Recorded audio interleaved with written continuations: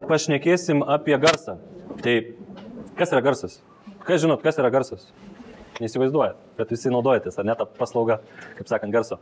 Tai garsas yra, kai mes plojam, iškart klausy pradėjau, šiek kas čia vyksta, tam tikri virpesiai, tam tikrų dažnių. Tai jeigu mes paimsim musę, kuri plasnoja su savo sparnais, jinai tam tikrų dažnių pradeda musikuoti savo sparnais ir yra tam tikras dažnis, nuo kada mes pradedam girdėti garsą. Tai kas žino žmogus, nuo kada pradeda girdėti? Kiek hercų? 16 hercų, jo, tokia grupė yra. 16 hercų. Tai yra ta riba, nuo kada jau pradeda girdėti tam tikrą garsą. Ir iki kiek? Iki maždaug 20 kilohercų, 20 tūkstančių hercų, ne? Tai va, yra ta riba, kai žmogus girdi. Dabar, kuo dažnis yra mažesnis, kuo ten tų virpesių kartų per sekundę su virpėjimu yra mažiau, tuo tas garsas yra žemesnis. Tai tie žemi visi garsai, bosinė gitara, ar net, tarkim, ten kažkoks tai gali būti bosavykas, ar net ten kur nors bagažinį įmestas. Ir kuo dažnis aukštesnis, kuo daugiau hercų, tuo jis yra arčiau cypimo. Dabar, kodėl mums tai yra svarbu, ką mums reikia žinoti? Yra tam tikras dažnis, kuriuo žmogus kalba. Ir tai yra maždaug apie 1-2 kHz. Tas dažnis, aišku, priklausomai nuo žmogaus, vienas žmogus kalba aukštesniu balsu, kitas žemesniu balsu, bet tai yra apie 1-2-3 kHz tame dažnyje. Ir dabar, kai mes filmuojam, ypač jeigu nenaudojam profesionalią įrangą, mums reikia galvoti apie tai, kokie aplinkos garsai mus supa. Tai jeigu jie yra panašaus dažnio, kaip kad mūsų balsas, ką mes kalbam, tai juos gali būti vėliau nufilmavus labai sunku pašalinti, net ir naudojant tam tikrą įrangą ir tam tikrus filtrus. Jeigu jie bus visiškai ne į temą, tarkim, labai aukšti arba labai žemi, tokius garsus mums bus lengviau pašalinti. Tiesiog mes galim sumažinti paskui tą diapazoną, kokius garsus mes paliekam nufilmavę ir tiesiog taip pašalinti tam tikrą triukšmą. Nesvarbu, kad jis būtų ne to pačio diapazono, skirtingo dažnio, negu kad mūsų kalba yra ir kaip mes šnekam. Tai dabar, jeigu mes filmuosim su paprasta tą įrangą mėgėjiškom kamerom, fotoaparatu be kažkokio išorinio įgarsinimo telefonų, kas mums yra svarbu, kad aplink nebūtų kažkokio tai pašalinio triukšmo. Nes kitaip, kitu atveju viskas irgi įsirašys ir jeigu dar tas triukšmas bus, tarkim, kitų žmonių balsai, tas pats dažnis jau mums jį pašalinti bus labai sunku. Kaip mums įrašyti kalbantį žmogų, tarkim? Galim pabandyti su telefonu, gal kas norit su savo, pavyzdžiui, pabandyti. Tiesiog padarom tokį eksperimentą. Nieko gero nesigavo. O kas blogai buvo? Taip, fotoaparatas geriau, kamera dar geriau, mikrofonas dar geriau pajungtas, ne? Tai čia natūralu, bet ką mes galim padaryti, tarkim, ieškoti aplinkos, kur netgi nebūtų ne tik šnekančių žmonių, bet ir jeigu dabar pasiklausysit, pakankamai garsiai yra ventiliacija girdis. Girdite, ne? Tai tas užėsys irgi gali būti, kad jums įrašys. Tai stengtis ieškoti patalpos, kur netgi nebūtų tos ventiliacijos. Kondicionieriaus, kokio nors televizoriaus veikiančio, tas pats koks senas šaldytuvas gali labai garsiai burksti. Kompas. Kai šalia burzgė ten keli kompai, tai net ir su normalia kamera ir mikrofonu kartais įsirašo tie visi užėsiai. Tai išsijungit kompus ir, nežinau, galim tiesiog paeksperimentuoti, kas nors ateikit, aš su savo telefonu. Pafilmuosim, dar pasižiūrėsim su white balansu ir su mirgėjimu, dar čia galbūt kažkam gali kilti tokia problema, kaip dabar matau. Tai kas nors ateikit pasifilmuoti, arba pafilmuoti gal norit. Žiūrėk, tai dabar tai padarom.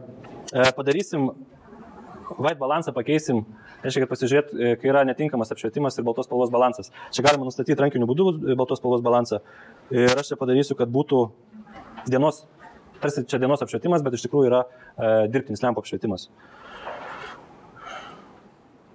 Ir ką? Reik mygtuką paspaudyti. Tai dabar, žiūrėkit, padarom tokį šurmulį. Jūs pradėkit dabar bendrauti visi čia kažką pasakoti, ne? Nedaužiai gal, bet normaliai, pabendraukit, kažką papasakokit vienas kitam. Truputėlį šurmulį padarom. Nereikia, bet tokie, aš įsivaizduoju, kažką dabar čia daug pasakoju, o čia noriu pasidalinti savo širdies, apie gyvenimą, kažką papasakoti. Ir pasižiūrėsim, kaip visą tai įsirašo, kaip link yra kažkoks tai šurmulys. O jeigu aš dar toliau atsistočiau, tai šis neaišku, kažkas įsirašys ir reikėtųsi. Kuo arčiau prieisim prie kameros, fotoaparato ar telefono, to geriau girdėsis tas garsas.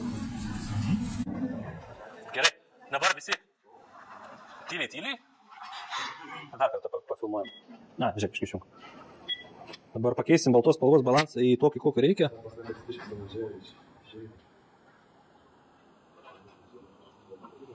Automatinį padariau, ta prasme, kad... Ok, tai dabar tyliai pabūnam ir pasižiūrėsim, Taip garsas skiriasi, kai, tarkim, aš kažką bandau šnekėti, pasakoti, atsistojęs toliau, nes jūs galbūt norite nufilmuoti žmogų, kuris kalba atsistojęs kažkaip toliau. Okay. Tada kaip prieini arčiau ir dar arčiau, kaip garsas skiriasi ir kaip skirtingai jisai įsirašo. Tai galbūt jums pavyktų ir iš arčiau tiesiog nufilmuoti tą pačią sceną. Okay? Okay, ačiū. Ir ką jisai gerai darė, jeigu pastebėjot, su 2 rankom laikė.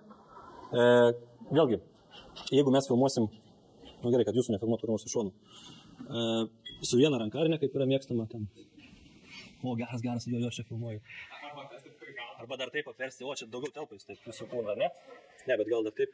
Ir viską filmuojam čia, jo, judam. Tai pasistengkit nedaryti, ar ne? Su 2 rankom laiko geriausiai įsiremti dar į save, tai aišku, jūs turite atramą, ir stabiliai stengtis laikyti tą savo kamerą, telefoną. Tai reiškia, jeigu jūs turite įvairių scenų, pasidarote savo sceną, nusistatot savo kamerą, tą sceną, ir sakot action, ne, ir pradedat filmuoti. O ne ten, čia visaip kaip aš čia dabar su viena ranka, čia kaip nors nufilmuosiu. Tai to stenkitės nedaryti, o filmuoti tokiom scenom, kad nebūtų tų visų drebėjimų. Nes jeigu jūs filmuosit su kamera, normalia kamera, tai tas judėjimas jums gal ir nebus didelė problema. Bet jeigu filmuosit su fotoaparatu arba su telefonu, judėjimas gali toksai želė efektas atsirasti. Tai yra dėl tam tikrų specifikų CMOS tos matricos vadinamos. Tai kai yra kažkoks tai judantis judėjimas, atsiranda tas toksai želė efektas. Išvengti? Nejudėti.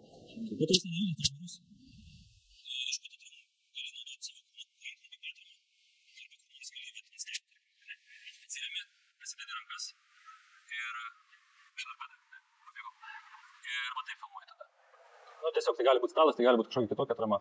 Bet kai yra atrama, yra kur atsiremti, daug yra lengviau išlaikyti tą stabilų kadrą. Gali būti siena, tarkim. Nes gali pats atsiremti, nes kitą kartą turi pačiam ištovėti, žinai, sunku, ne? Tai gali naudoti sieną kaip atramą. Įvairių atramų ieškoti. Geriausiai iš viso, aišku, naudoti kažkokią tai štatyvą arba kamerą net nerankų laikyti, o dėti ant stalo, tarkim, ant stalo galo. Aišku, mes tai padedam ir filmuojam. Ir tada tikrai turim stabilų kadrą. Nes iš rankų yra, reikia ir įprasti, aišku, bet nustengtis bent jau kiek įmanoma mažiau judėti, kad normaliai gautųsi kadras, o geriausiai naudoti kažkokias atramas.